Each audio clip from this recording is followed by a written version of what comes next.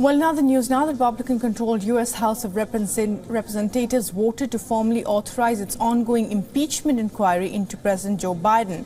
The U.S. president questioned the priorities of the House Republicans and called it a baseless Republican impeachment stunt. The House voted on partisan lines 221 to 213 to launch the inquiry. Republicans are rallying behind the politically charged process despite lingering concerns among some in the party that the investigation has yet to produce evidence of misconduct by the president.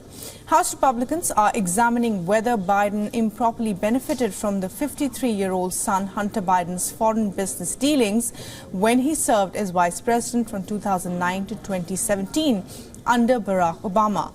The Republicans have zeroed in on his son's business ventures in Ukraine and China during that period. They have turned up evidence that Hunter Biden led clients to believe that he could provide access to the vice president's office.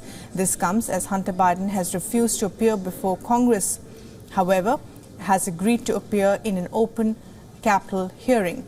But they have not provided evidence that Biden took any official actions to help those businesses or benefited financially from them. The effort will almost certainly fail to remove Biden from office. Even if the House votes to impeach the president, the Senate would then have to vote to convict him on the charges by a two-thirds vote, which is a near impossibility in a chamber where Biden's fellow Democrats hold a 51 to 49 majority.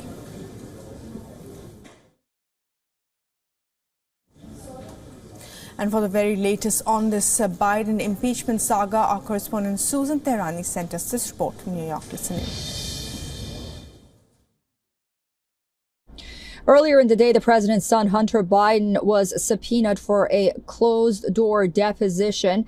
He arrived on Capitol Hill, spoke to reporters, and left. He did not enter the building to sit down for that closed-door deposition, defying the subpoena. Just hours later, the House voted on party lines to authorize an impeachment inquiry into President Biden. And while it's very unlikely that the Senate will pass it, considering the fact that it is a Democrat majority Senate right now, still Republicans hope that this impeachment inquiry will bolster their argument for Hunter's subpoena. Republicans are now moving to hold the president's son in contempt of Congress for not showing up for that testimony. In a statement ahead of the vote, lawmakers said that this impeachment inquiry against President Biden will help them in court to get the proper documents. Today's obstruction by Hunter Biden reinforces the need for a formal vote. That's what they said before that vote. So while Democrats argue that Hunter Biden's legal problems have nothing to do with President Biden himself, and it's not Hunter that's running for the 2024 presidential election, Republicans argue that with this impeachment inquiry and the subpoena for Hunter Biden, they'll get enough information to figure out whether or not Biden, as vice president, was indeed involved in obstruction and his son's business dealings. Susan Tehrani reporting from New York for WION World is One.